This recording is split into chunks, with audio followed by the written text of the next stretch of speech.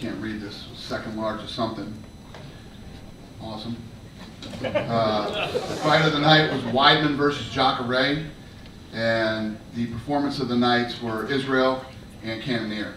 So that won $50,000. Congratulations to them. I can't figure that out. What was it? Second largest commercial pay-per-view event of this year. Oh. Good for us. 229. Huh? Second. So that was number one. Who's got the first question? Daniel, anything surprise you about the main event, DC's dominance, or did you see that kind of going that way possibly? Yeah, listen, that was obviously a possibility, but yeah, I was surprised at how easily he dominated him and did whatever he wanted to do. Impressive. We were all talking yesterday about, where does John Jones rank? Could he be the best of all time? But where would you put DC on that list? He's got to be up close to the top. Absolutely, and not just as, for what he's done fighting two different weight classes, undefeated at heavyweight. Only lost to John Jones at light heavyweight, and outside of the octagon too. Who he is, how he represents the sport, how he represents the brand, how good he is as a broadcaster, and I mean, the guy's just all around incredible. One day when you decide to possibly step away from the UFC, could DC be a guy to be the president of the UFC? You think could be an ambassador in that way? Oh, definitely. If you look at when we do the promos now, I mean, he's one of the big guys that you see in the promos that breaking down fights, talking about fights, whether he's on the desk at Fox or he's calling the fights for us, whatever he does. I mean, the guy is incredible. He could do anything. He literally could do anything. I saw him doing an interview with him. He actually posted one of the interviews he did with the media the other day, talking about how Derrick changed his life, and this guy's gonna fool me. This guy's a smart guy, and I mean, I was just so blown away and impressed by the interview. I'm like, I'm reposting. Have you ever seen me repost an interview that's been done by that I've never done? It was ours too. Thank you. Appreciate that. Was that yours? You did that? Well, it was You just trying to take credit for it? team effort. Team effort. Last thing for me, Dana. Is Brock next for DC, and any idea when that could happen? I don't know. We gotta see. I don't know what he's got going on.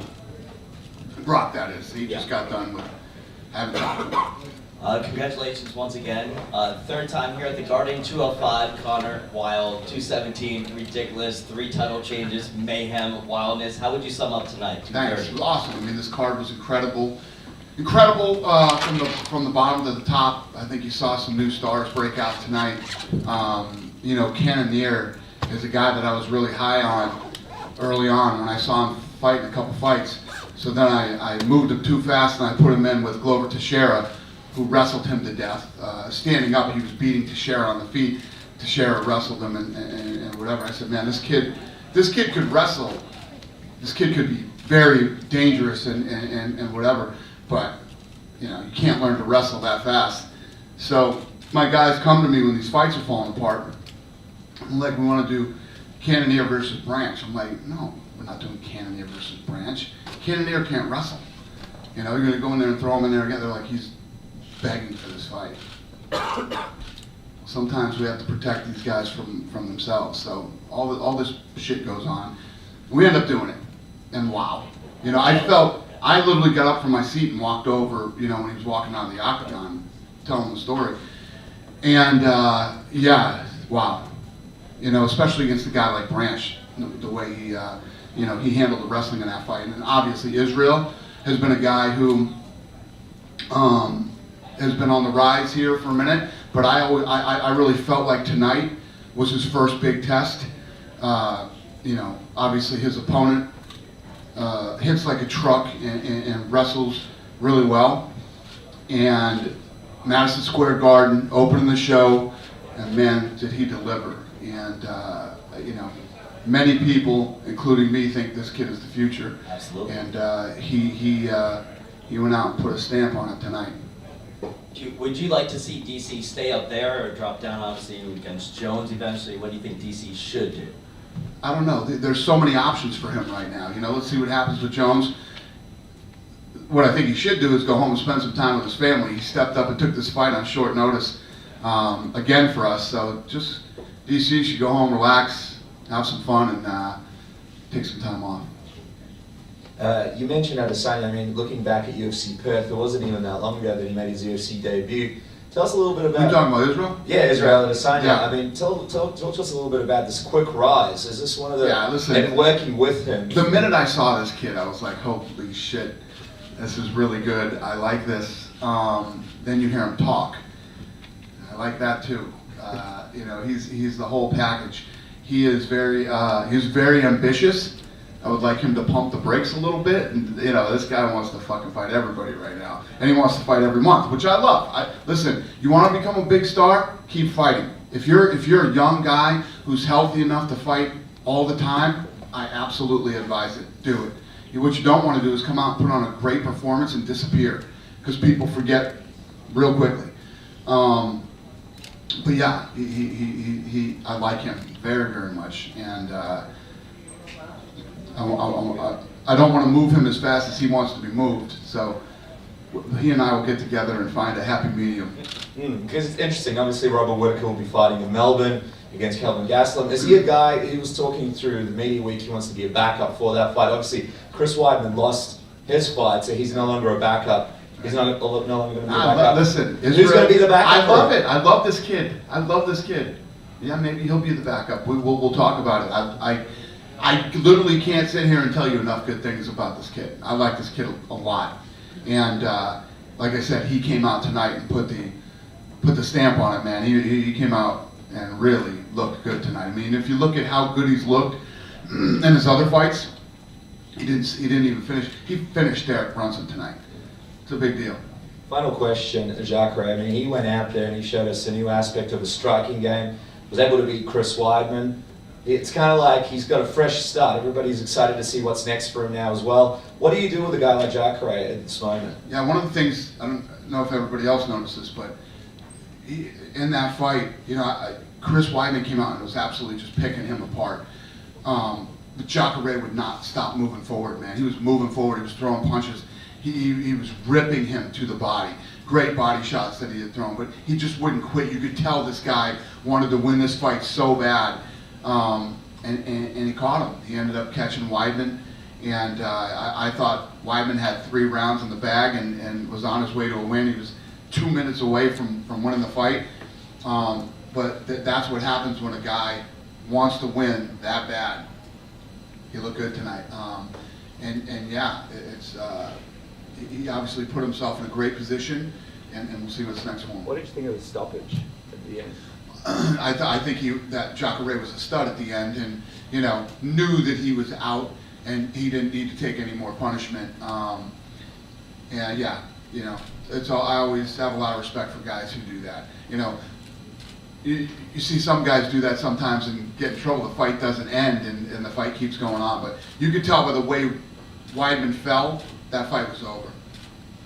Daniel, saying what you said about DC and knowing what you know about the sport, how do you see a DC Lesnar fight given the legend's been off so long?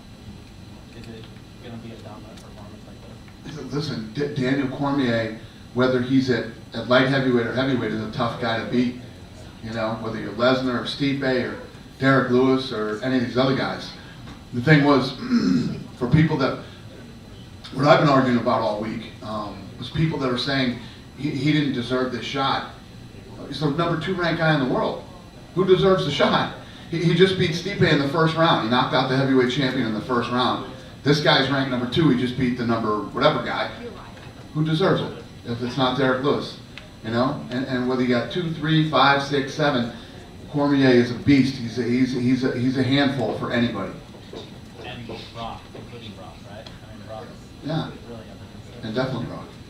Everybody. I said everybody includes Brock. Obviously, with this being the second biggest pay-per-view of the year, Daniel Cormier is a draw for you guys. He seems to think he has 1 fight left. You have a pay-per-view in March. That's 2 weeks before his birthday in Vegas. Does any part of you want to try to convince this guy to stick around, you know, more than 1 fight? No, I never convince anybody to stick around. If somebody thinks they're done, if it even crosses their mind that they're done, you'll never hear an argument out of me. When you say you're done, you're probably done. But it's interesting, right? Because he it seems like Brock will be the last fight, and you said yesterday talking about it, you feel like him and Jones probably are going to fight again or something. So what happens here? I mean, if it doesn't happen, you're cool with that? If it's just DC fights Brock and retires, and that's it? I have no idea. If I was a genie, I could tell you that, but I'm not. We got to see how all this stuff plays out. Like I said, I think Cormier should take some. I really appreciate him stepping up and taking this fight, and you know, he needs to take some time off and spend some time with his family and heal his body up. And you know, you think about Cormier. This guy's been doing this for a very long time. You know, wrestling and mixed martial arts, and you know, he's going to be 40 years old soon. He's got a lot of wear and tear on his body. Take some rest. He's an absolute freak, man. He's such a talented guy. And when I say talented, I mean in every way, shape, or form, he's a talented guy. We had Ben Askren come backstage tonight. He was in the house. Do you have the chance to speak with him? Yeah, we just talked when I was. This guy thinks I hate him and all this. If I hated you, why would I do that? I'm the one that did this deal. I'm the one that came up with this deal. This was my idea. Why would I do this if I hated you so bad and didn't want you to be here?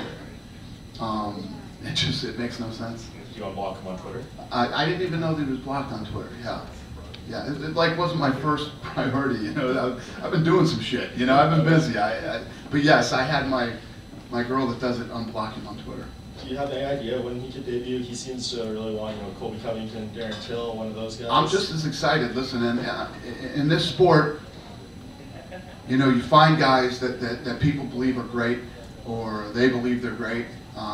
It's very hard to go undefeated in this sport. I don't care who you are, or who you fought.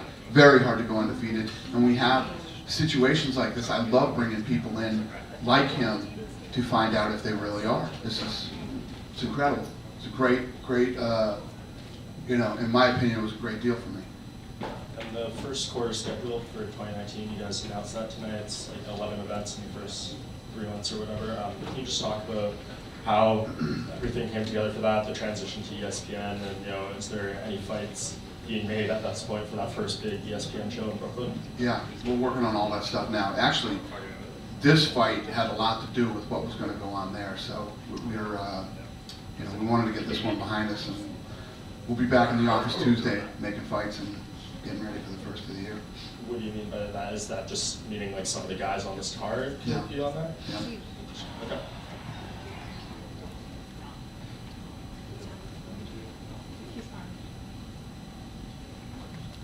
Couple quick questions for some of the losers, unfortunately, in this. Weidman, it's been rumored maybe if he lost and lost bad, it might be his last attempt at 185. Maybe moves up a division. Is that part of the thought process now? He's lost to a lot of the top fighters in the division. Might be stuck in limbo if he doesn't. I don't know. I don't know anything about what he's going to do after tonight. I haven't heard anything. We haven't talked. And obviously, leading up to a fight, we're not talking about what's going to happen if he loses. You know what I mean? You know, Weidman will go home, probably take a couple weeks, and you know, shake this off, and then start talking about what's next for him.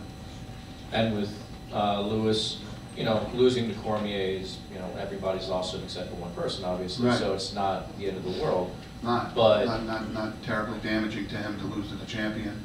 Are there thoughts of who he, you know, Ngannou, Stipe, just whomever just happens to fall in his lap in a few months?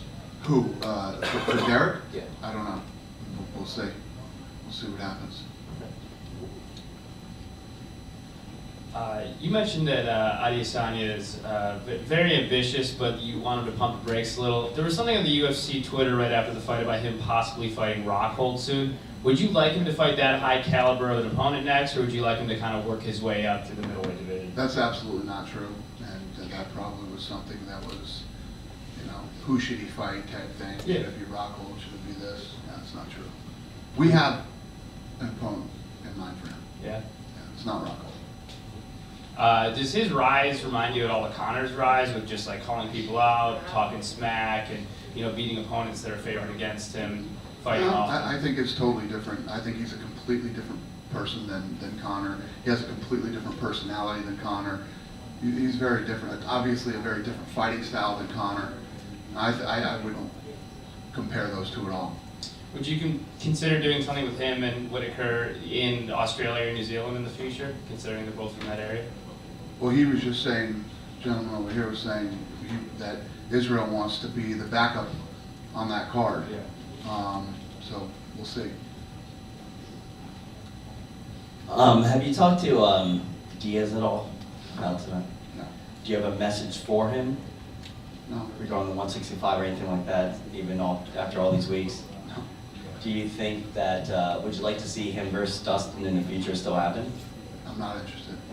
Listen, I've explained this 100,000 I know times. that, yeah. We have a guy who loves the Diaz brothers. He tried to make this fight. This fight did not happen in May. You know, we call those guys and we offer them fights.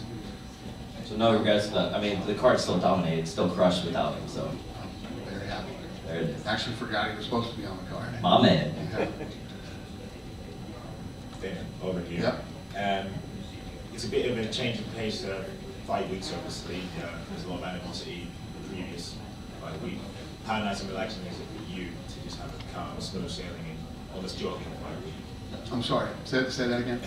Amazing. I'm deaf, man. You gotta just talk a little louder. I'm saying the last 5 weeks there was a lot of animosity between obviously Conor and Khabib. This one's the complete opposite. Right. How nice is it to have a nice jovial 5 week? Listen, it is what it is. I mean, I say it all the time. This is the fight business. You're gonna have people that don't like each other. Israel and Brunson weren't very friendly with each other. They you know, there was some animosity between those two, but that's normal. This is people fight for a living, and you're gonna have, you know, the guys that don't like each other, and you're gonna have the guys that totally respect each other and have no problems. You know, it's all good to me. You know, the thing is that we were prepared for the whole Khabib thing. We were ready for all the stuff that happened. I didn't let fans come to that first press conference, and I was absolutely right not to let fans come to that thing. Then we were ready for anything that could possibly happen, and Khabib slipped through that one guy's arms and got over that fence, and you know, but even when he did, we had the whole thing wrapped up in 40 seconds. You know, less than 40 seconds. I didn't put the belt on him. Nobody was throwing things till he got to the tunnel. All good. Well, you touched on the lightweight division there. Obviously, it's nearly been a month since everything that happened in Las Vegas. Have you had any thoughts on how you're going to proceed with that? Proceed with the division? Yes. Well, we're on, you know, we're on the Nevada State Athletic Commission's time now. We're waiting till November or December, whenever that thing is, and when that thing plays out, then we'll know where we sit. Then we'll know what's next. And I don't know if you saw Conor's Instagram post not too long ago. He said that he's willing to fight whoever's next in line if he doesn't get the rematch. Conor and I talked for an hour last week, and typical Conor, you know.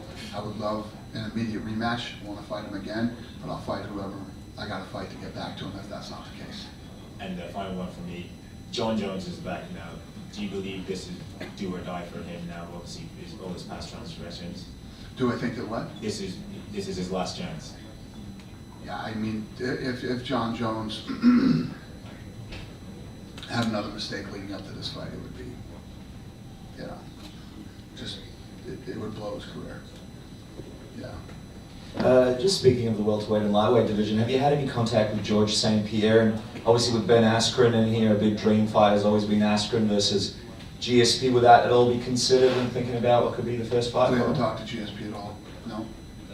And just on Luke Rockhold, obviously he was really drawn to go back to middleweight because of this rivalry with him and Chris Weidman. Now that Weidman's lost, and we know the complications that he has with some of these weight cuts, would you be looking at possibly putting him up, and letting him go up to light heavyweight and possibly fight a guy like an Anthony Smith or someone like that? I've always been cool with that. He's having problems with his leg. You know, he's got bigger issues than where he wants to fight. Every time he gets better and tries to get into camp and get in shape, his leg keeps splitting open. So he's got to figure that out before we can even think about another opponent for him. Just last one for me, since Khabib came up, I know we have to wait for the commission thing to unfold, but his team did come out and say that if he was to fight again, they want a $50 million payday. Is that realistic for him for his next fight? Sure. Come on. What is realistic? Huh? What is realistic for him? They know what's realistic for them. They know the answer to that question. It's fun to say though. About 50 million. Go ahead. Hi, what's going on with your plans to step in the boxing world? said once he wanted to step in the boxing world to do some promotion. What are your thoughts about that? I'm working on it, man. I've been flying around for the last 2 weeks working on boxing deals. So At least one tail or whatever. soon, my friend. Okay, thank you. I'm coming. Questions? Last one from Mark. Good. That opponent that you guys you had in mind for Adesanya, could it be Anderson Silva? Adesanya? Yeah. Anybody is possible right now for him. You did say you had an opponent in mind, though. Well, I do. Yeah, I do have one. Is that? I'm not announcing it tonight, but I have one in mind. I mean, there's still we still got to talk to, you know. I haven't even talked to Israel yet. He texted me after the fight, and that's it. I haven't talked to him, seen him, nothing. So when I see him, we'll talk. And He's right there. he's in here. Back to the room. What's up, buddy? Pizza back here, so I was eating. Maybe you can ask him pizza? now. What's up? How are you, kid? All right, you guys want him next? Yes, he's up next. All right, he's up. Have a great night, everybody. Thank you. Hey, Jared, congrats, man, on the win. So you fought at heavyweight, light heavyweight, now middleweight.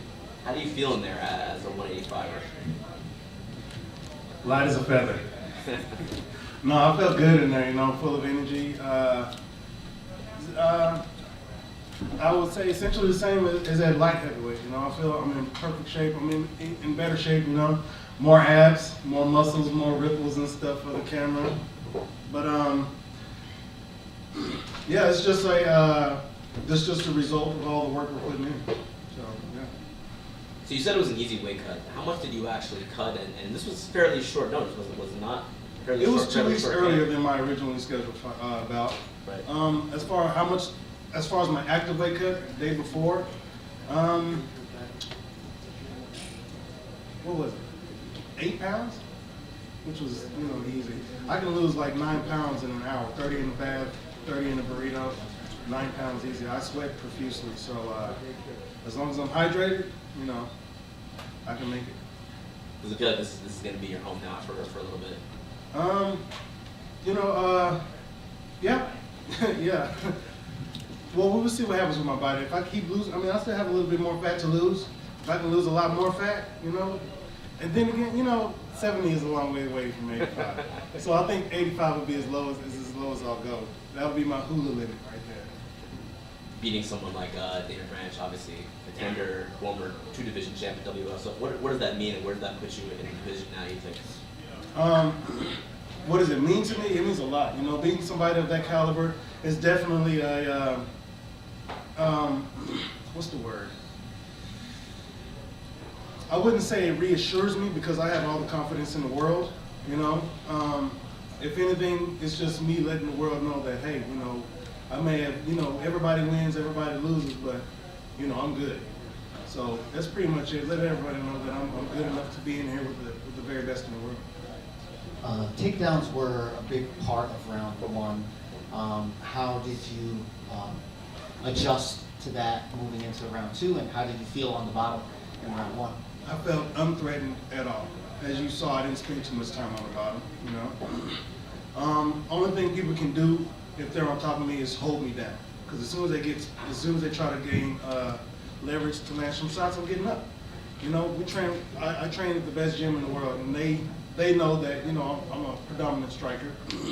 So they're going to close up all the holes in my game, which is essentially grappling, wrestling, which is what people think is a hole in my game. But maybe it's me playing possum. Who knows? But I got up, He can take me down, but I'm going to get up. And if I can't get up, you ain't going to be able to hit me. So again, I've said this before in other interviews. If I get taken down, I'm going to get up.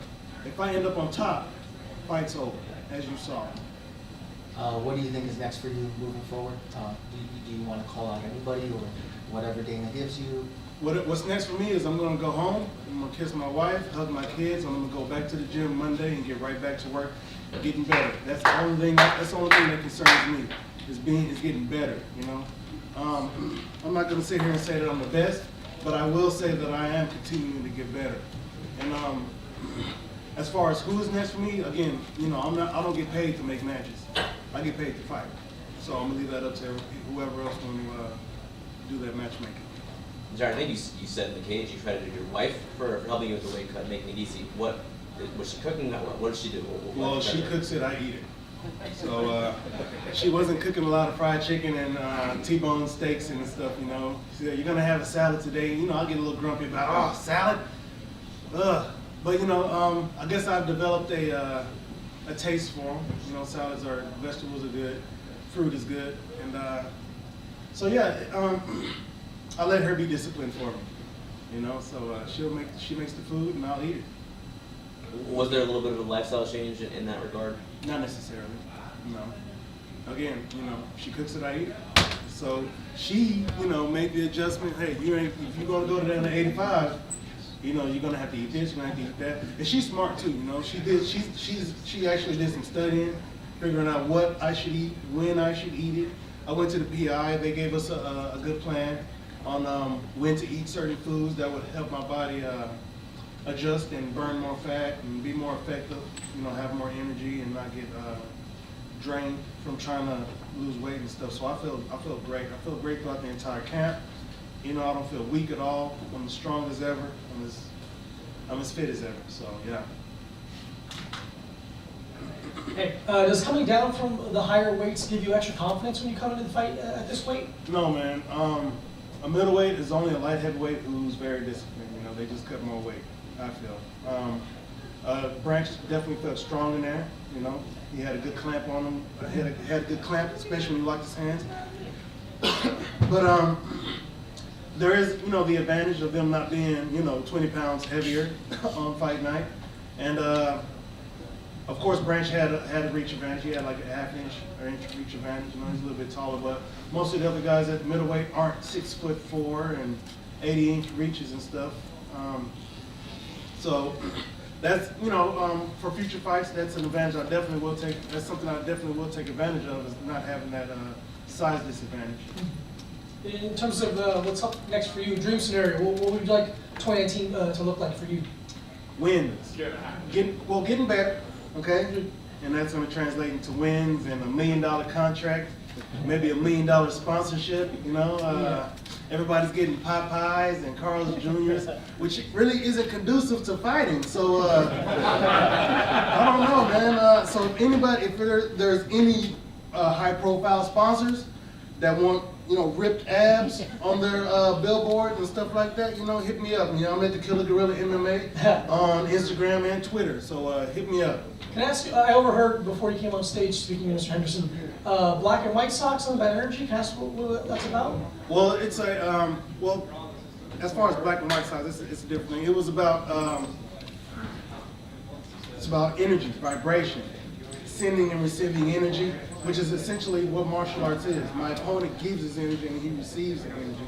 And I do the same thing. It's a very deep, comedic, ancient Egyptian, ancient African sciences and stuff that a lot of people don't know anything about. So, that's essentially where, you know, I've been changed my spiritual system. You know, I've gotten back to my roots, you know, where I've come from, where my ancestors come from. And again, I thank those two gentlemen in the cage, those two names that I dropped in the cage, Jamal Milton and Young Pharaoh. Those two have really opened my eyes to certain truths that aren't being taught, especially here in the Western world. So, you know, I'm taking all this information, all this energy, and ingraining it into myself, and I'm using it, you know. And as you guys saw, I received his energy, I gave my energy, you know, we did the dance, and thank goodness I came out victorious. And hopefully it was enough to receive a bonus. Got it. You want to run the bone? Are you serious? Give me that. Hang on, here we go. Boom. Yeah. So yes, oh yes. Does anyone else have a question? Real quick, I don't know if you know, when you enter the cage, you were mimicking? No, I wasn't insulting mimicking. him? I wasn't insulting, I wasn't mimicking. When a dog walks down the street and he smells another dog that's pissed right here in his territory, So when I love Israel, I'm a huge fan of his, okay? No insult, no disrespect, okay? But when he walks in the cage, that's his thing. That's his cage. When I walk into the cage, the octagon, that's my octagon. So I'm gonna mark my territory and make my presence known. So whoever else walks in there, they can get a whiff of that well-hydrated piss, and they'll know that the killer gorilla has been here. So it's not a mimic. I don't mimic anybody. I do what I do. This is me. That's all me. That's real. I ain't playing no games. I'm not trying to disrespect anybody. You know what I'm saying? It was just that's Some people what dogs thought that do. might be a call out of Adesanya. No, I wasn't calling them out. That's what dogs. If people know how dogs act, then they wouldn't, read too much into it. But people don't. People like to, put their little things into it. I respect them. If we end up fighting, we'll end up fighting. It's just another person who I'm going to be fighting. Like I always say, anybody, anytime, anywhere, and I'm going to prepare the best I can for whoever, for everybody, as a matter of fact. For the very best, that's who I prepare for, and the very best and the very worst is myself. So I'm here to be better than myself, not be better than anybody else. I'm trying to be better than the person I was yesterday. So everybody else, get behind me. The most important thing is about me. Hey Jared, you were leaving the cage and it looked like Dana grabbed you and he had a conversation with you. Like, what was going on, man? Is this something you can talk about? It seemed like he was having a pretty long conversation there. Yeah, he was, when I first made my light heavyweight debut, Dana was excited at the performance that I put on. He sees the potential. Dana has an eye for fights, as we all know. This is why he's the man who he is. And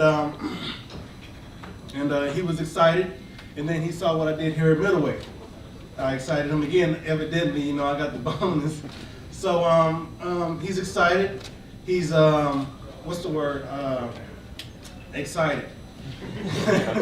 But Sky, he understands sky's the limit, especially with my striking. He was saying that if this kid can get some wrestling defense, sky's the limit. And as we saw tonight, my wrestling has come a long way. Still has room for improvement, which is why I said Monday I'm getting right back into the gym. We're getting right back to work. I'm going to break down all the mistakes I made tonight, all the mistakes I've ever made. I'm going to be better than I am tonight. Tomorrow I'm going to be better than I am tonight. And every day we're going to get better. And that's essentially our moniker, 1% better. It's everybody's moniker essentially, but that's what we say in our gym. We're here to get better. We're not here to play around. So, yeah. Any other questions, guys? Thanks, Jared. Thank you.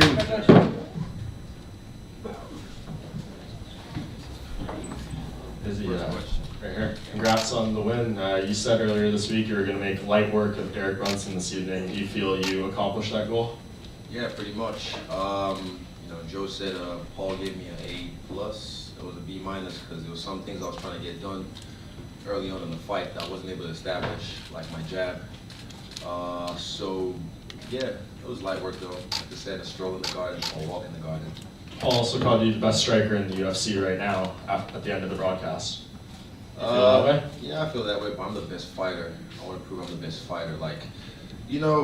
My ego, I've told maybe some of you reporters, I said my ego was what drove me here, because I knew I'm the best striker in the world, but I've seen too many street fights, too many situations end up on the ground, like 80% of street fights. And I always feel, I never want to feel vulnerable in any situation. I never want to feel like another guy can have me, so yeah, my ego was what drove me here. And a lot of guys, won't even dare step in here. Like a guy like James Toney had balls to step in here in the octagon and do work, so I had to take time, learn the craft of MMA, grappling, immerse myself in it. And that's all behind the scenes, so everyone that's picking against me, I can understand, I forgive you, because you don't know what you do, but hey, this is not striking, this is not jiu-jitsu, this is not boxing, this is MMA, the UFC. I think this is the pinnacle of combat sports, so if you want to prove, not just the best boxer, not the best kickboxer, the best jiu-jitsu guy, if you want to be the best fighter in the world, this is where you prove it. And just to start walking through the fight a little bit, at the beginning, you guys got separated, you were yelling out. Was Derrick grabbing your shorts at that point? When your first exchange, when you come at me, and first thing he does is grab my shorts blatantly, And I kind of side looked or felt like, did Herb see that? No, he didn't see that. All right. And the second time was so blatant. I was like, what the fuck, dude? Come on. Like, if he's doing that so early on, you know he wasn't ready. You know he wasn't prepared. He was just clutching at straws, if you will. You know, he's just like, oh shit. He's panicking from the get-go. I already knew. Anytime he saw me outside of the cameras and stuff, he started talking shit. I'm like, dude, just save your energy. Don't worry, I'll see you tomorrow. But he was already panicking, so I knew he was gonna come at me. Yeah, do you feel like you proved a lot by, you stopped a ton of his takedown offense, or his takedown attempts? I've been stuffing takedowns behind the scenes. I've been stuffing takedowns in all my UFC. Excuse me. Whew, pizza's coming up. In all my UFC fights, I've been stuffing takedowns, and yeah, I really. Even the first one, because my wrestling coach Andre, he's a lot smaller than him, a lot sharper, so he came at me at a different frame rate. So Derrick came at me at the slowest frame rate. I was just like, I was so surprised. I was like, oh. I was surprised that like he grabbed me, kind of how I go grab with the elbow. I went at him with just a different speed. So his takedown, his shot was so slow, so slow. And after that, I felt him against the cage. When he was on me, I turned him away. I spun around on him, but I felt I didn't really like the position I was in, so I let him turn me back. I let him, by the way. And then, yeah, I just did whatever I want after I broke away. And then just last thing for me, what do you think happens next? Dana was just up here, he says they have an idea. Do you know anything on the inside here? I mean, let me bring up my case notes. So, you have, before the fight, I wouldn't tell a lot of you guys this. I didn't want to say like, oh, I want, Chris Weidman was the only guy I felt if he won, even in lackluster fashion, but if he won in spectacular fashion, he would be the guy next in line. That's how I felt. But now that didn't happen, you have Jacare, who has lost to both Kelvin and Robert. Who wants to see that again? Come on. No one wants to see that again. So then you go, who else? Now, Jared, he did well tonight. I didn't really see the fight, so I wasn't sure if it was a back and forth or if it was an ass whooping. Well, I know he did well tonight in the third round, but I got mine done in the first round, so yeah, I leapfrogged that. And then you have Yoel, didn't make it, unreliable. Rockhold, and also he missed weight. Yoel doesn't make weight all the time, so that's unreliable. Rockhold, he makes weight, but same thing, pulls out, unreliable, pull out game strong. Who else do we have? Need something fresh, like something that just makes sense, like, trans-Tasman rivalry. We've got the Aussies. If he wins, what's up, Guns? If he wins, Robert, if he wins against Calvin, even if he doesn't, if Calvin wins, we can still do it. Mexicano versus the Kiwi, the black Kiwi, the Niger boy. But if Robert wins, it just makes so much sense to do it in Auckland Spark Arena. Because when I talked to Dana, like, after my last fight, he said, I want to make some crazy money. And I was like, yeah, so let's make some crazy money. And it makes sense. Rankings also, he was, but the rankings, the wisdom of the ranking. Who makes the rankings? Can someone tell me who makes the rankings? Have you guys ever fought before? Yeah. We don't make Any of you? What? We don't make the rankings. Oh, this is all. Oh, no, he did it. No, he did it. Come on, man. Like, so, fuck rankings. I can swear here. Fuck rankings. All that shit doesn't make sense. It makes sense. Yeah, feel you. Testify. Woo. But what makes sense is what the people want to see. And the people want to see me. They don't want to see the same old dance, the same old shit, the same old guys who've had chances after chances at title shots, I got told today I'm the only guy, 4 fights in 2018 and winning, the only guy in the UFC, so that's an achievement unlocked. And come on, who else can you see? So he has his ideas. I know Dana can be persuaded. People can shift. They can make the people. They're the ones. So the people, if you want to see me, just let it be known, and they'll bend to your will. Up here. So congratulations. Thank you. Early in the exchange, you threw the question mark kick on the lead side. He wagged his finger at you. Later, you threw the question mark kick from the rear side, and that's kind of started the downfall. Was that the second one? Was that when you saw the finger? You're like, I'll show you, kind of. So the first one, I didn't set it up enough. Like for people, you have to you have to slow cook them. So I think I did what I wanted to do to set it up. I have many ways to set it up. So I did what I wanted to do to set it up, and I threw it too early. I should listen to my coach because he even said like, chill, champ, chill, And he wagged his finger because it brushed up his shoulder, and then eventually he ran to my knee. And the second one was like a 4x2, so I hit him with the question mark kick and a punch straight away, and the punch was what dropped him, but the question mark kick was what distracted him. would have rocked him as well because he was already on jelly legs. He was doing the Dougie the whole time from like, I don't know what time I wasn't around, but he was doing the Dougie for about a minute and a bit. And I don't rush. Like I said, I'm not a bum like him. I don't bum rush. You saw how he fought Whitaker. He just bum rushed him. I don't do that. A lot of guys in the UFC, they hurt a guy, they smell the blood in the water, they just, and then they gas out. I pick my shots like a surgeon. I look, and I wasn't even hitting him hard. I was just touching him. All I want to do is touch him. I should say pause, but I'm going to say play. Fuck that. All I want to do is just touch him, and eventually they'll fall. Just touch the chin. Everyone.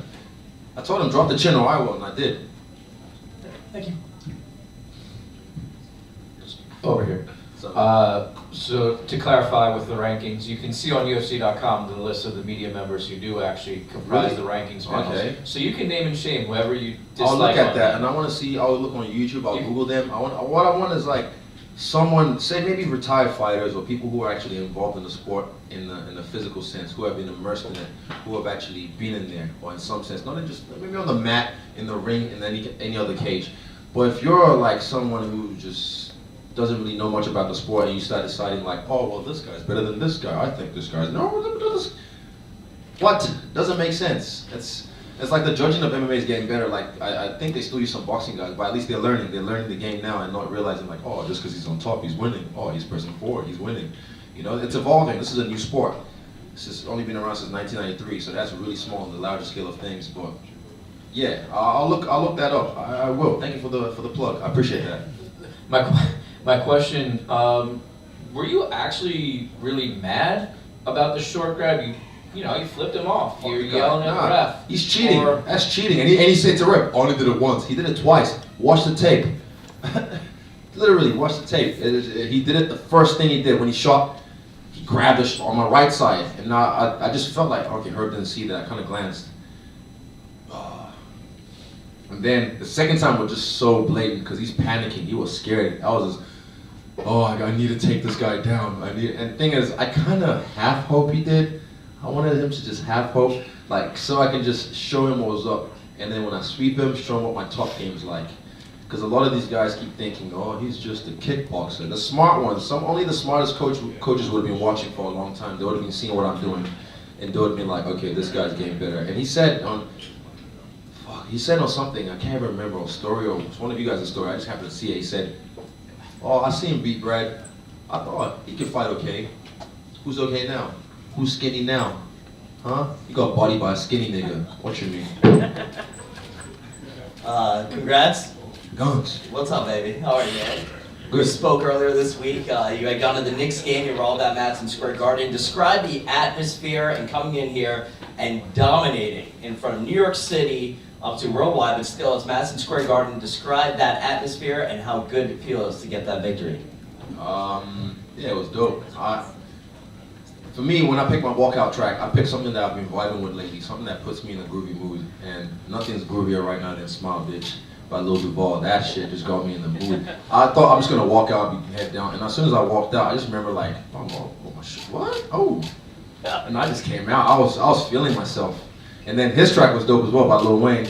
Like, so he helped me out with that one.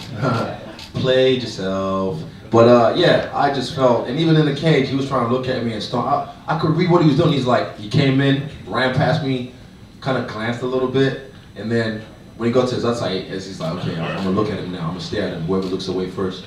I'm just like, and I lull him into a little soft thing with like smiles. I just made him look into my eyes and just hypnotize him a little bit, and then just hypnotized him, and then he just kind of like got shook. Then Bruce Buffer came in, and I just did my thing.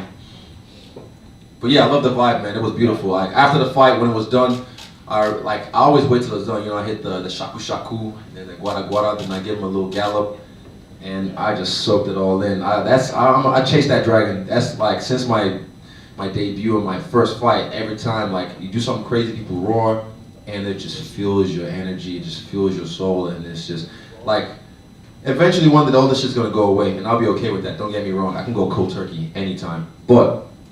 Oh, I love that shit, man. Honestly, it was so beautiful, just soaking that atmosphere. So, I'm still gonna go home. Where it really dawns on me is in the shower when I had my first shower, because that's when you're alone with your thoughts, and then you get to like just. Oh, and next time, can you put me in a better hotel, please? or better room. Because the last time in Vegas, I was at the Park MGM. I got the best suite adjacent to my coach's, like a connecting joint, and the shower was like, yo, I said so much room for activity. It was so big, I could just run around, do laps, and that was fun. I just laid on the floor and let the water run all over me, and that was really good just to meditate and just chill in there and just breathe and soak it all in. So yeah, I'm gonna do that in the shower anyway, but yeah, I enjoyed it. I love the vibe. 4 wins, 8 months. I mean, you've been crushing it. You're a huge, you know, not an up and comer because you've been busting your ass for years. Obviously, the diehards know it for sure. Are you going to take some time off now? I mean, you kicked off the pay-per-view. What's next? Do you think you deserve like a co-main event now? You're going to wait out 5 months before you fight? Will we see you in January? All right. Main event. But like, are we talking January? Are you going to wait till June or until it happens? What do you think? So the last 2 Christmases, and it's summer in New Zealand, it's going into summer right now, and the last 2 Christmases in summer in New Zealand, I haven't really enjoyed it like I would because I've had to train through it. You know, I've had a fight in January or February, so I just work through the holidays and I have a little fun along the way. But fuck that shit this time. I've got my friend's wedding in Ireland. Both of my friends, they get married in December, so I'm gonna go over there. Then I'm gonna do a little Europe tour and just, yeah, I can't get fat, I try, but I get a little swole, a little chunky, but I'm just gonna eat the great food over there, drink, and enjoy myself. Like literally, you can't. And I can still, don't get me wrong, if Adelaide's not far away, you know, I'll bring my mouthpiece just in case, but yeah, for me it's smart just to take my foot off the pedal, cause, oh, breaking news, I almost pulled out of this fight. Like literally 3 days, like or maybe 2 days away from pulling out this fight. I was limping. Like you can ask Zan Hooker, people at my gym. I had like the baddest, and I'll post a video it'll make sense, but my knee was so inflamed. And shout out to my dad. My dad was a smart one in this one. He kind of like said, just take some time off, take a week off. And then Eugene agreed, said, okay, we'll take a week off and we'll see how we feel. Then we'll make the call. And within 3 days, my knee was getting better. It was getting better. Then I had a cortisone shot on like 4 days later. I checked with your starter, checked with the snitch, go to the snitch real quick, and they said, yeah, that's cool. And then, yeah, 3 days already, it was feeling so much better. And then I go back to the gym and I started killing it. But I'm gonna have to have surgery just to like take away what, you know, whatever niggly injury it was. Because I'm not a doctor. I can show you. He showed me on a bone thing and showed me what it was. Meniscus on the thing, majiggy. Yeah. So I'm gonna just take some time off, really enjoy myself, soak it all in, and I'm coming back stronger. All you middleweights, stay ready, because I'll stay ready. Say 2 more questions for So just quickly, I mean, you mentioned that you wanted to be the fill-in for Feb 10th. With the surgery, obviously, there's no chance that you could be the backup for the struggle, but it could get Kelvin Gastelum fight in Melbourne, Feb 10th. I mean, I've fought injured so many times for so many years. I'm being a lot smarter and I'm being a lot more proactive. You know, I see people like my chiro, my physio, and I get massages weekly. No happy ending. Just to make sure my whole system is running. Like, also I'm 29. I'm just about to hit my prime. You know, when I was younger, I fought with broken. I don't want to. I'm good at that, but I have to be smarter now. You know, this is the UFC. This is the big league. You can't come here and just come in with it. You avoid any kind of injury as you can. You know, but yeah, I'll see. I'll see how I feel right now, because I get itchy knuckles and itchy feet real quick. Like if I sit around for too long. Oh, when I was like fucking around on Instagram posting like with SpongeBob and Squidward, that was that week because I was so bored. I was just like at home, just fucking. I get real like aggravated if I don't train, if I don't let that testosterone out. So yeah, I started trolling everyone on Instagram, and yeah, I'll see. So I'm trying to get itchy feet, itchy knuckles, and we'll see what happens. Just quickly, a name that you didn't mention yet, Anderson Silva. What do you think about a potential fight against Anderson Silva? Obviously, he's a legend of the game. Is that something that would appeal to you? It's normal. It's normal. You know? Yeah, Anderson, he got the suspended, got lifted, so he back. But I already called him out, kind of like they say, work to your idols, become your rivals. And if not watching him at UFC 90, I've already seen him on the DVDs, but the first one I watched on pay-per-view live was UFC 90 when he dismantled Patrick Cote with just so many different styles, different moves, and then like telekinesis, his brain, his knee out, and like that was amazing. That made me like, if a skinny black guy can do this and just have this run, I'm a skinny black guy. I can do this and have this run. And from fight number 4, I just knew I'm gonna be the best at this. I already knew. So that fight, interests me, but you know, we don't have to. Some of you don't. I don't have to do it if I don't want to do it because, man, my man's a great. Leave him alone. Yeah, let him be great. Meteoric rise is what comes up a lot earlier with Dana, and very intelligent when you speak, both, you know, with your I do trash some dumb talking. shit though. I do some dumb shit. Trust me. I just Trash keep it talking low. as well as your fight IQ. What do you see your marketing ability in regards to moving forward with, you know, Derrick Lewis getting a Popeyes shout out? Do Yeah. you see yourself branching off into that with sponsors, I should say? Well, we're in New York, and the New York Stock Exchange says Styles is all the way up, all the way up. All the people that said no, which one's on? Is that the right one? Everyone that said no, everyone that said, he's not what we're looking for, everyone that said, maybe later, maybe, you know, the price is quadrupling every single fight. So you're gonna fucking pay. Pay me, fuck you. Done. Thanks, guys. Thank you. I'm not fuck you, pay me. Damn it.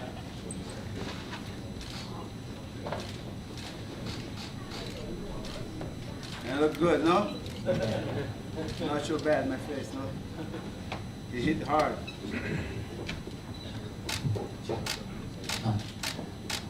Jacare, great win on 2 of the judges' scorecards for the first 2 rounds. They had Weidman winning.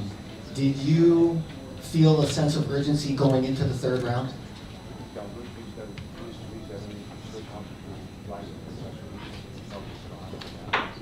Não, eu sabia que quando a minha mão entrasse, a luta ia acabar. Eu estava sentindo que no 3º round ele não tinha mais tanta potência como no primeiro. Então, quando a minha mão entrou, foi o fim. I knew that when I connected my hand, the fight would be over. I could feel he was losing his power through the rounds. So that was my game plan, just to put a strong punch and finish the fight. I won the 2nd round. And he believed he won the 2nd round. Did the nosebleed at all affect your breathing throughout the fight?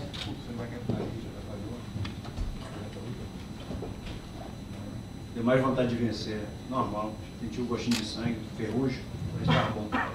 Gave me more will to win the fight.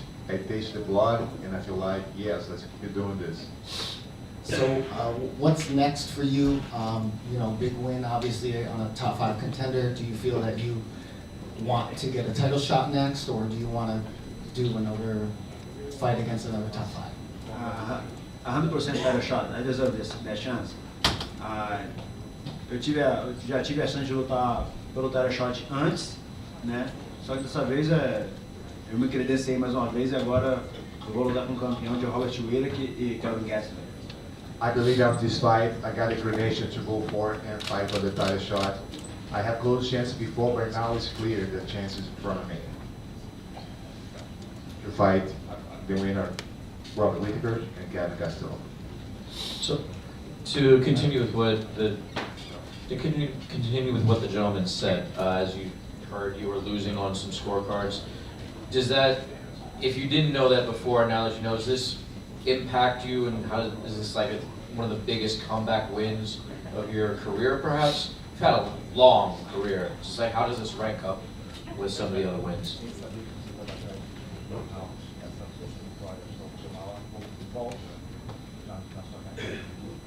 Foi uma grande vitória, um grande adversário, um cara que eu sou fã, eu sigo ele nas redes sociais, entendeu? Pra mim foi uma das maiores vitórias que eu tive. Was a great victory for me. I'm a big fan of him, and in my opinion, was my great victory all my career. And last question, you made a concerted effort to go to the body, more so than I think most of us can remember in some of your previous fights. Was that a strategy going forward, or is it something that you saw was open for you?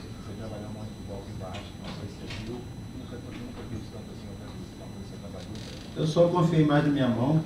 Se vocês repararem, ele sentiu um golpe embaixo antes e por isso que a minha mão entrou na cabeça. I just touched my hand. If you guys look at the fight, you're gonna see that he felt my hand, my punch before, The body? on the body, and I just touched my hand. I keep doing, keep pushing. Jacare, the end of the fight when he was knocked out, it seemed like the referee didn't want to stop the fight, but you wanted to stop the fight. Can you explain what happened there?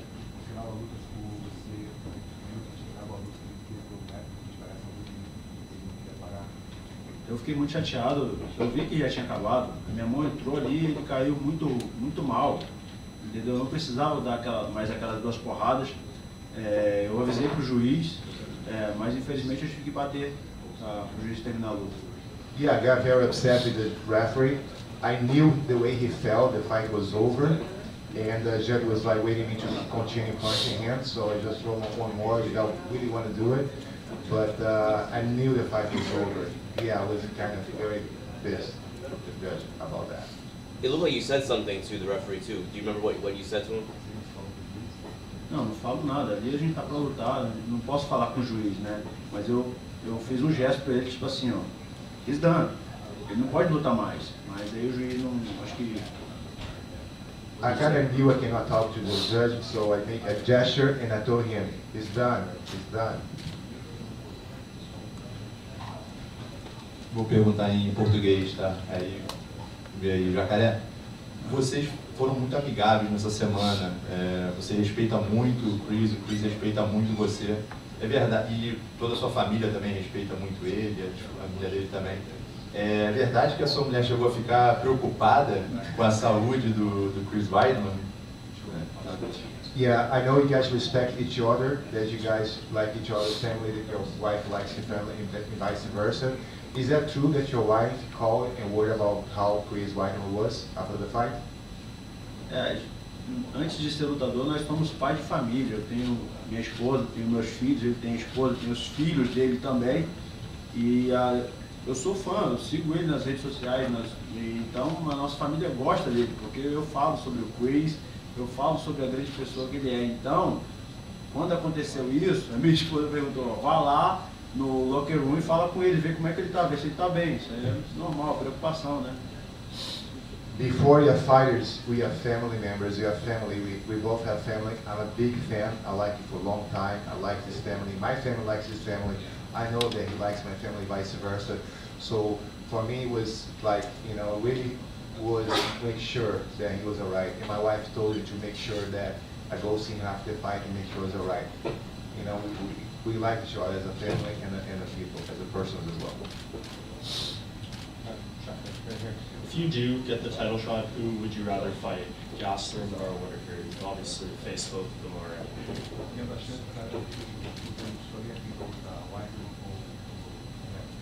Winner. Bill. Winner. You don't have a preference? Who do you think wins? Eu não quero saber, eu quero pegar o vencedor, eu não quero nem pensar em quem vai ganhar, eu quero pegar o vencedor e trucidar. I don't even think who's gonna win crossing my mind. I just want to get the winner and smash. I want to run through the winner. I never lose a rematch. And I never lost a rematch.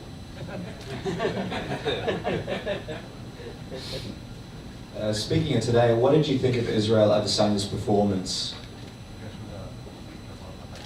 Ele é impressionante, esse cara é impressionante. Ele é muito impressionante, ele tem chance de lutar por cima, mas eu também já fiz aquilo ali e fiz melhor que ele, entendeu? Então ele vai ter que lutar com outros caras mais duros. Very impressive. He's an impressive fighter. He deserves have a title shot as well in the future. But what he did today, I've done that too. So you gotta go to more fights, tough guys, to get his chance for the title shot as well down the Eu line. fiz melhor que ele 2 vezes. And I did it better than him twice. Check. How do you think a fight between you two would play out if you fought him right now? Eu vou lutar pelo title shot e vou pensar no cara. I'm gonna fight for the title shot. Why gonna think about him? Oh, it don't make sense. Makes no sense. Makes no sense. Just real quick, Jacare. It seems like you had to fight tonight's fight like it was a title fight, right? I mean, there was some desperation involved with this fight for you.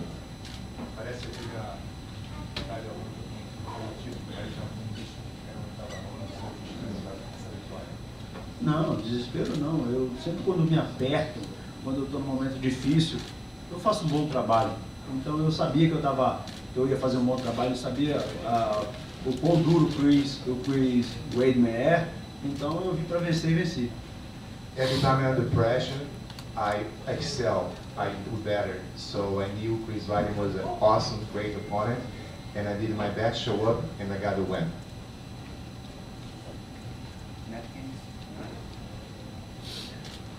Napkins, napkins. Please. We got pizza here. Woo, I love it. Thank you so much. I do interview right Jacare? Aqui desse lado, do outro lado. Jacare.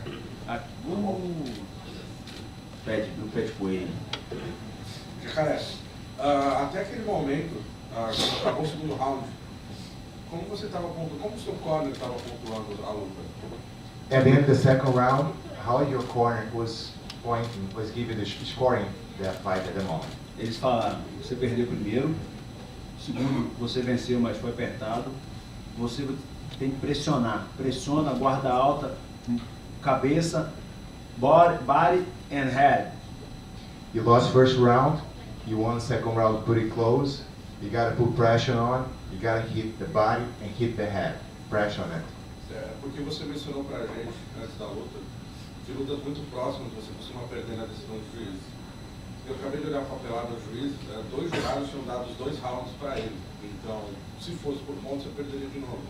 Yeah, you told me before, every time you have a close fight, you end up losing to the judges, to the referees, the judges. So this time, when I look at the scorecard, 2 judges gave 2 rounds from the end. So you think that would happen again? It's horrible. I never won a close fight. Every time when my fight go to the judges, they never give a victory for me. I need to come to the octagon and put the guy some heads out. If it's on me to do, it's not gonna do. I'm here to be a champ. Question for Jacare? Okay, thank you. Thank you, guys.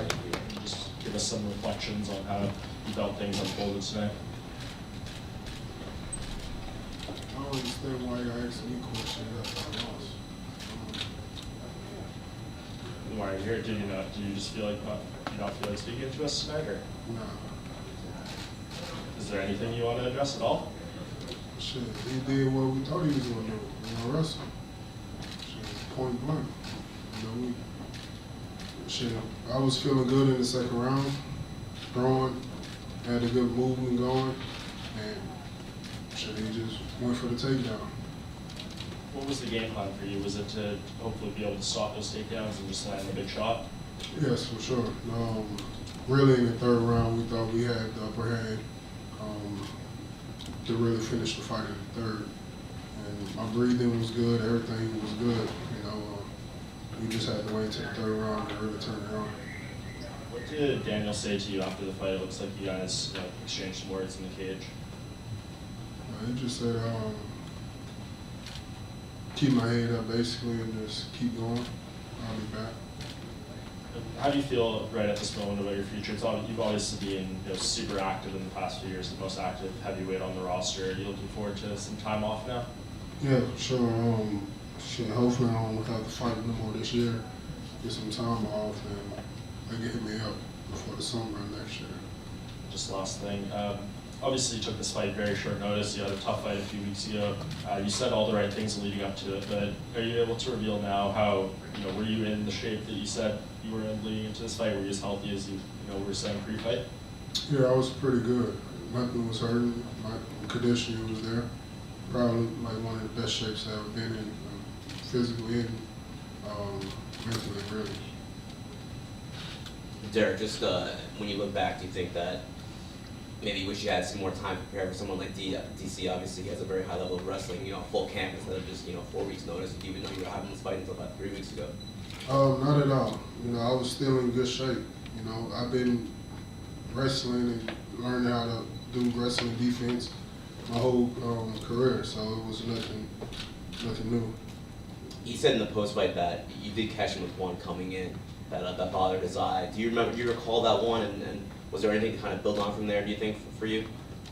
Not really, I didn't feel anything whenever I hit him. If I did hit him, I didn't feel it.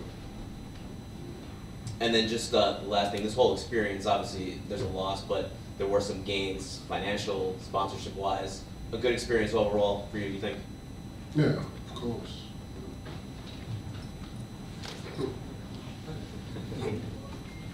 Real quick, so obviously the goal had been obviously try to take his head off.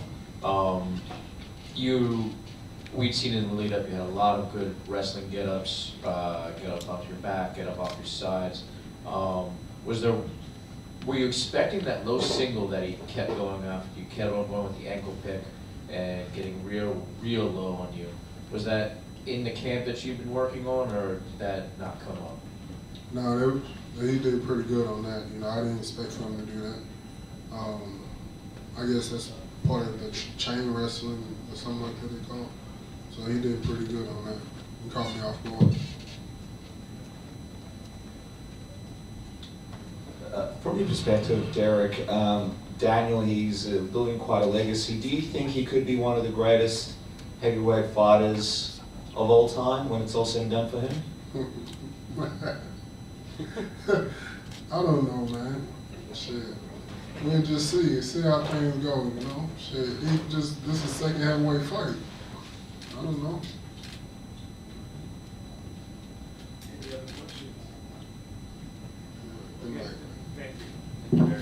Thank you, Derrick.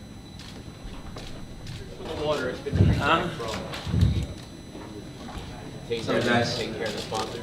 Yes, got to take care of the sponsor. Daniel, here to your left. Okay.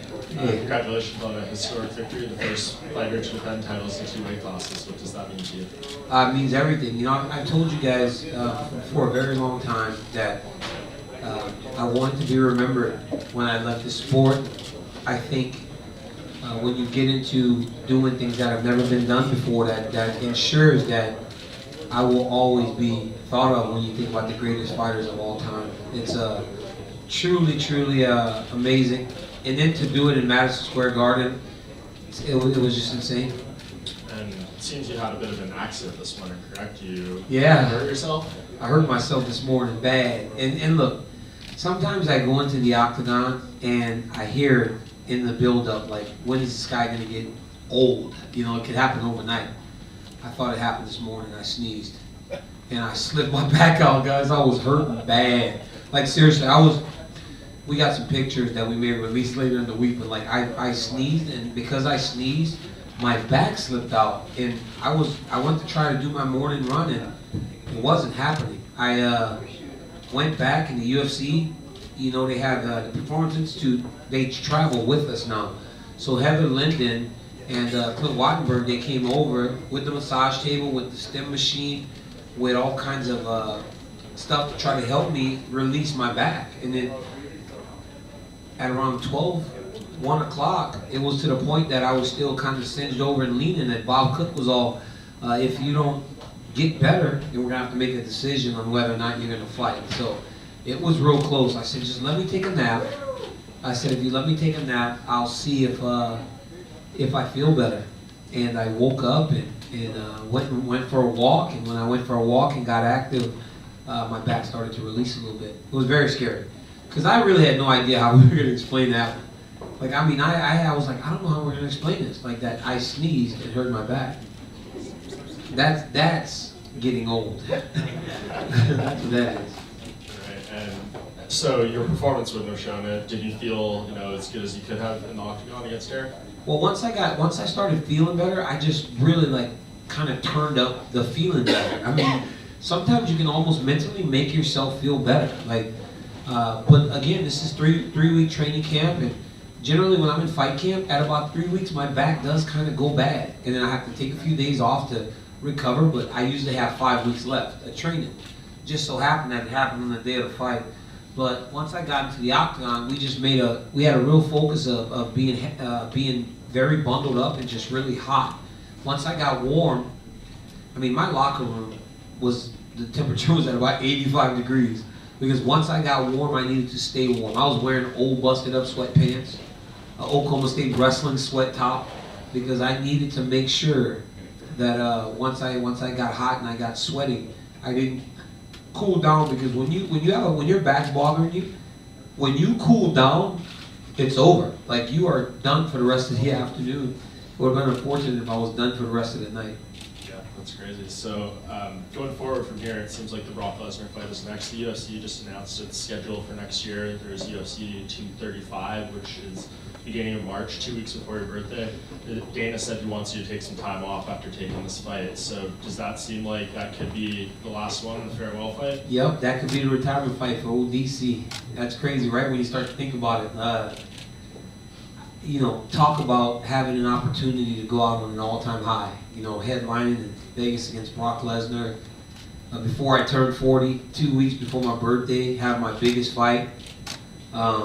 Yeah, it's crazy. But I'm glad that he wants me to take some time because I stepped up on short notice. And honestly, I've fought 3 times this year with 3 finishes. 3 championship fights, 3 finishes. You know, I've had a big year, probably one of my more active years that I've had in a long time. And it just feels good to get my hand raised. And it looks like March 3rd, is it the 3rd, 4th? March 2nd? Yeah, so March 2nd, 2019 could be the last time you guys see me fight in the octagon. Well, that's sad to hear, but in terms of the actual fight against Brock himself, how do you see this thing going? I mean, is this a guy that can test you, or do you see yourself being very dominant against him like you have in some of, majority of your fights? I think he can test me. I mean, he's a big, strong guy, and his wrestling kind of cancels out my biggest advantage over most people. This guy's an NCAA wrestling champ. He's a 4-time All-American, was 2nd as a junior, 2-time junior college national champ. I mean, Brock is a beast, man. I know I talk a lot of trash about him, but he is a real-life beast, and he's a guy that is going to really push me, and I'm excited about it. Could you imagine the visual? I mean, me standing across the octagon from Brock Lesnar. It's going to be insane, but it's also going to be fun, and it's another opportunity for me to test myself in the octagon, because that's what I'm doing. You know, right now it's about testing. Fighting these bigger guys is always a test. I just want to talk about the fight. You, in the post-fight interview, you talked about getting caught and that you were blinking for about 30 seconds. Yeah. Can you talk about that exchange? I don't know what happened exactly. I think when I picked his leg up, he punched me. Now, I did that with Rumble, and Rumble hit hard, but not like this dude. When this dude hit me, I was like, holy smokes. I don't know if he just threw it as hard as he possibly could or what, but it was powerful. I was like, wow, Derrick Lewis is really powerful. I was like, I need to stay on this dude's legs. So I just kept wrestling. I just kept wrestling. My boys at Gilroy would be proud. They'll be proud. You know, all my little wrestlers will be proud about Coach going out there, securing some takedowns. First takedown, I got him with that inside trip. Second one was a single leg, ran the pipe. Third one was I shelved his leg up and threw him down. And the last one, I actually got a front headlock to an ankle pick, which is something you don't generally get in fights, but he had kind of gotten lost. You know, we like to say lost in the sauce. You know, you give him so many things that they can't keep up. Because in fighting, a lot of guys have good baseline defense. So you just keep throwing things at them until something sticks at the wall. Keep throwing at the wall, something will stick. That ankle pick knocked him back, and he kind of looked like, again, I'm on my back again, you know. And then Coach Leandro said, KC control. It's a system that we worked for a long time, checkmat. And when he did it, I covered the legs, and he turned back to his knees and just presented his neck. I mean, he's the first guy, though, that when I've got him in half guard, I start to punch him, and he turns to his knees, and I catch the inside wrist. I love to do that. That's like my favorite position, grabbing the inside wrist and just starting to let go with the other hand. He still got up. That's how strong this dude was. And I was holding his wrist, and he still got to his feet. It was crazy. I thought about just letting him go and trying to kick him in the head, but the danger in that was that I might have to stand up with him again. So I'd rather just grab his leg. One last question about the fight. You know, did anything surprise you in how he approached it? I know he threw a couple switch kicks, a few front leg kicks. Anything surprise you, or was that in the game plan? That's what we expected. I mean, he's always done that. You know, it's a lot of big actions with Derrick Lewis. It's not like you can watch guys, like you watch a guy that's throwing everything, but he's not necessarily throwing everything with 100% power. Like I don't. I kind of throw things to set and get to the shot that I think is going to be super meaningful. But Derrick doesn't do that. Like those big jumping kicks and those big huge actions that he does is just him. So I expected it. That one leg kick he threw in the first round, I kind of turned to check it, but I didn't get my shin all the way forward. So I took it on like the outside of my leg. My leg's a bit swollen now from one kick. It's crazy. Champ over here. Congrats on your performance tonight. Thank you, sir. Where do you rate Derrick as opposed to some of your other opponents that you faced this year, especially going up against Stipe?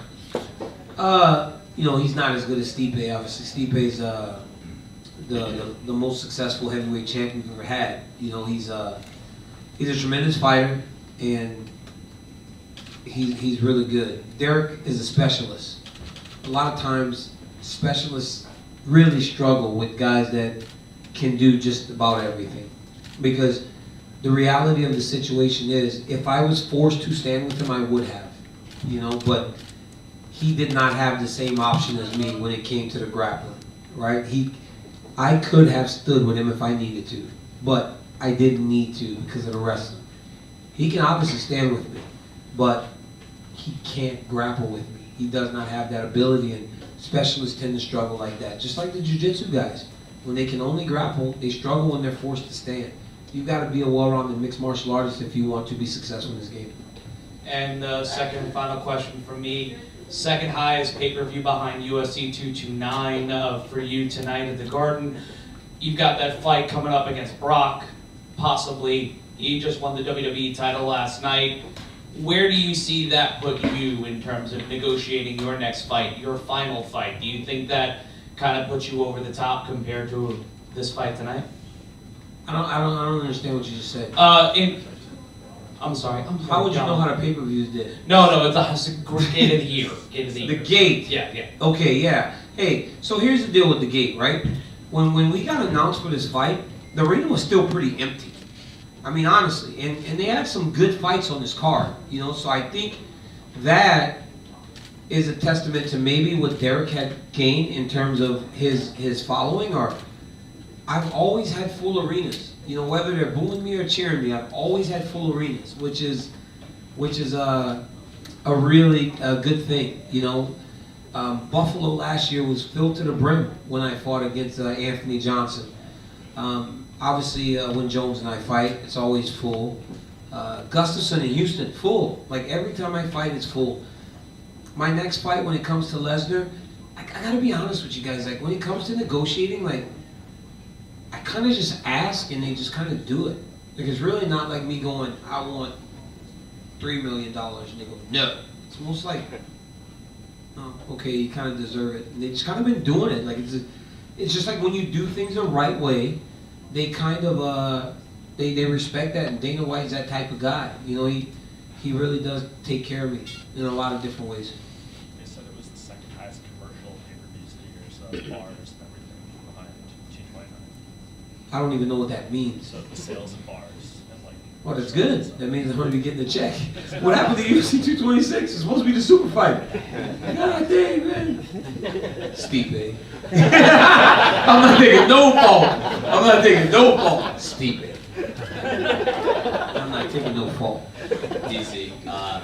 So this is the book is closed on 205 pounds now. Is that correct? You know, so here's the thing, Marundi. Here's the thing. You know my actual name. Yeah, Ramundi. Yes, I do know your name's Ramundi, but one time he did a pre-fight show and he might have picked me to lose, so I've been calling him Marundi from that day forward. But we've really. That was 4 years ago. 4 years ago, I've been calling him Marundi, but we have squashed our beef. We had Brazilian candy the other day together. It was awesome. Brigadero. There you go, and it was really good. What was the question? Light heavyweight. The book is closed on the division for you. Okay, so today I weighed 247. Yesterday I weighed 251. So maybe I should have not had breakfast before weigh-ins. But I cut from this weight to 205. Like there's no difference in what I weigh today as to what I weigh when I fight 205. Last Thanksgiving, got a little crazy, and I got this scale in my house, which I swear it's heavy, but I don't think it is. And I got all my clothes. You know when you're like scared to get on the scale because you're like, I'm gonna wear my clothes to try to lie to myself and say I got 10 pounds of clothes on. And instead I weighed 260 pounds the day after Thanksgiving. And I weighed in at 205 on January 19th to fight Volkan. So I mean, I know how to make, I will cut the weight if I have to. But that won't happen for anyone. That'll only happen if Lesnar isn't available and then I get to fight Jones. It's the only way. The reason I asked Jones about this yesterday at the press conference, and he doesn't seem too keen on giving you a shot at 205 or heavyweight. Giving me a shot. Those are the words that he used. I mean, seriously, giving me a shot. Here's the deal. When it comes to Jones, it's hard for me to really take anything seriously because you say I want to give you a shot and you don't deserve it. I beat you. You said he knocked me out, which he did, and you guys know I've always said he won the fight. And he once put like a video up of a little girl kicking a girl in the head. I said, look, man, she set that kick up perfect. But you who are on steroids, dog, you can't use that. It's the same thing. Like, I'm sure USADA said whatever, you know, but you still had steroids in your system. It does not matter. You can't be on steroids in no way, shape, or form. That's not fair. So for him to say, I don't think he deserves a title shot, or I'm not going to grant him, who are you to grant me anything? I'm the guy that's been here this whole time. 3 years I've been the light heavyweight champion because this dude can't stay out of trouble. That dude actually got in so much shit that they just said, here, DC, you can have the belt back last year after he knocked me out. Like, seriously. How crazy must the guy that won be for him to go, hey, man, you can just have this back? Seriously. Because we know with you, shit's safe. You know, that shit's safe in San Jose. With you, it's safe. But with this dude, like, we don't know what he gonna do. So they just gave it back. I mean, seriously, think about it. Him and Alexander, right? Listen to the difference. Listen to the difference. Him and Alexander are fighting for what belt? This one. But what's it called? Interim? No. Vacant. What's it called? Vacant. Right? So why wouldn't Volkan and I have fought for the vacant light heavyweight title? Right? Guy got stripped. Just like I'm getting stripped. Why wouldn't I have fought for a vacant title? Because they know with me it's safe. And I'm not sure if he wins in December and then gets in trouble again, they don't go, hey, TC, you want this thing back? I mean, seriously. It's crazy. Last thing for me, I asked Dana earlier, we were talking about you, and I asked, could DC be the president of the UFC one day? Does he have the capability to be the promoter? Because he reshared a video of you talking about Derrick. You were selling the fight. Do you think that could be your future at any point? I love the UFC. Like, I want to be working with the UFC for the rest of my career. Not only fighting, but broadcasting. But I've got some great opportunities, man. I've got some really, really big opportunities that I can't share right now. But I've got some real life opportunities.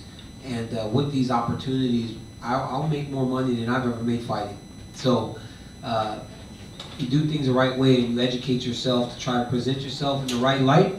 So many things are gonna come your way. So I've got some real life opportunities coming my way that I can't even share. That's outside of WWE. So I've got some big things coming that I will probably be able to have to focus on. So I don't know if I can be the president.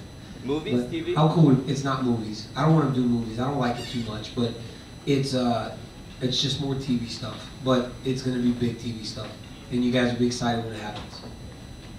So I have a few things. First thing, regarding the punch that hit you in the eye, we had asked Derrick, you know, what did you hit him with? And he said he didn't feel anything. So it really does hit hard. Are you sure that was in the clinch? Was it somewhere else? Well, I know I got punched. He punched me. Maybe he didn't feel me punching him, but I know he punched me and he kicked me. But it was a punch. Yeah, when I had his leg up on my shoulder, I think he just kind of reached back and punched me. I mean, you guys saw the fight. I was in there. I don't know what the hell was going on. I was trying to just survive. It seemed like it was actually a fairly, aside from the standing exchanges, which, you know, you could try and take your head off at any point, you had most of the control on the ground. He got up a few times, which you knew where it was going to play out. that any harder than the struggle you had getting your warm-up shirt off before walking into the ring? It was a lot harder, man. Don't be disrespecting Derrick. He did a good job. Look. No, I meant the struggle with the shirt was pretty hard. Oh my God, Bob tried to kill me. I said, Bob, zipper. I was like, zipper. Then he takes off the overshirt and then still tries to pull the shit off with the zipper again. I go, Bob, zipper.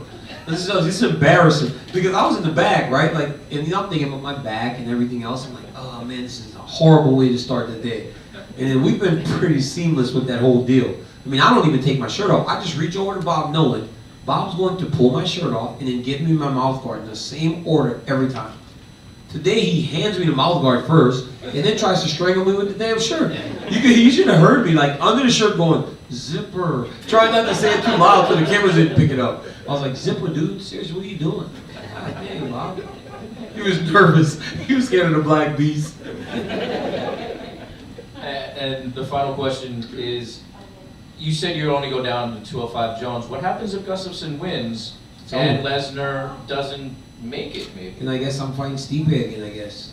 It's not happening for anybody but Jones, regardless. I mean, yeah, at 205? Yeah, for sure. It's the only one. But if Lesnar can't fight and Jones loses, I'll fight Stipe. If it's not Lesnar heavyweight, it'll be Stipe. Like, he deserves a rematch. I mean, I never said he didn't, and I've always said it'll be him if not Lesnar. I just didn't want to fight him on 3 weeks' notice. I mean, you gotta understand that. Like, I didn't. We wouldn't put our best product out there if it was him and I on 3 weeks. So it's better to have a full camp if we do it again. DC, to your right. How you doing? Sort of a broader question, but it's kind of remarkable. We're living in an age where a lot of UFC stars are like trying to get ahead by pushing back against the promotion at times, sometimes successfully, sometimes not. You don't ever seem to do that. You actually seem to work with them in tandem, and I mean, it's just sort of remarkable. Like, is there a lesson to infer from that?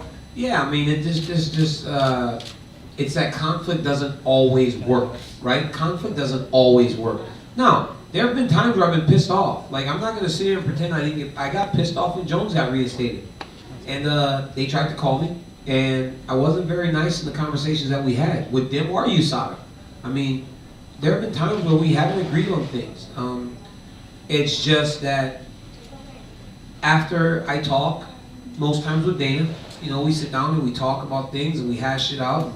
It works. It just kind of works. Like, I'm not a young guy. You know, I'm an older guy that understands that it's usually better to try to resolve things than to continue on the path of just being just in conflict. So it just works. And honestly, if you're looking at the guys that have benefited from the issues with the company, and you watch the guy that hasn't, it seems to work. I make a ton of money every time I fight. Every time I fight, I make a ton of money. And when I don't make a ton of money fighting, I'm making a ton of money calling fights or doing something else for the UFC. It works. There's no reason to. I mean, it just closes so many doors because then you become hard to work with. It's like any other job, and I'm not sitting here like saying I don't have my issues, because I do, and I'm very vocal about my issues. They're just not public. As I don't talk about the arguments I have with my wife or with my parents or anybody, I don't need to talk about the issues I have with the UFC. I did that post about USADA, and that was bad. Like, USADA was like trying to figure out what the hell I was doing. They're like, yo man, you when you say things, it does have value. So when you're doing this, it's a problem. And then I spoke to them and the UFC and everybody, and we kind of understood. I made two people that I like a lot. The lady that tested me in San Jose, I've been tested more than anybody. And because of all the things I said, they were at the gym one day to test me, and they were just like nervous. They're usually so warm and like engaging to me. They were both just kind of sitting in the corner, almost not sure of how I would treat them because I was so openly negative towards the company that they work for. And I told them, like, I'm over that, you know. I was mad a few weeks ago. I'm fine. I get over things quick. Last question. DC, you mentioned you and Brock obviously communicate and text each other. Have you gotten a text from him after the fight? I'm sure he watched it wherever he is in the world right now. I don't know. I haven't checked my phone. You know, winning fights is great, But like going through your messages afterwards is the worst. It literally takes hours because everybody seems to text you and then they get mad at you like, hey man, I called you. I'm like, of course you did, everybody did. It's like, how am I supposed to answer the phone for every single person? Why didn't you text me back? I'm like, and initially I didn't take that scene thing off of my phone, so they would look at when I saw their message. Thank God for Danny Rubenstein. He told me how to take it off. Like they would see scene, and I'd be like, I know you saw it. I'm like, no I didn't. They're like, dude, screen grab. Like you saw my text, and I'm just like, I dead silent. Because if you answer, then it starts a conversation. Now you've got hundreds of people trying to have a conversation with you. It's impossible. So I haven't checked it yet. But if there is a text from Brock, I'll probably respond to him and tell him to kick his ass. Thank you guys so much. I appreciate it.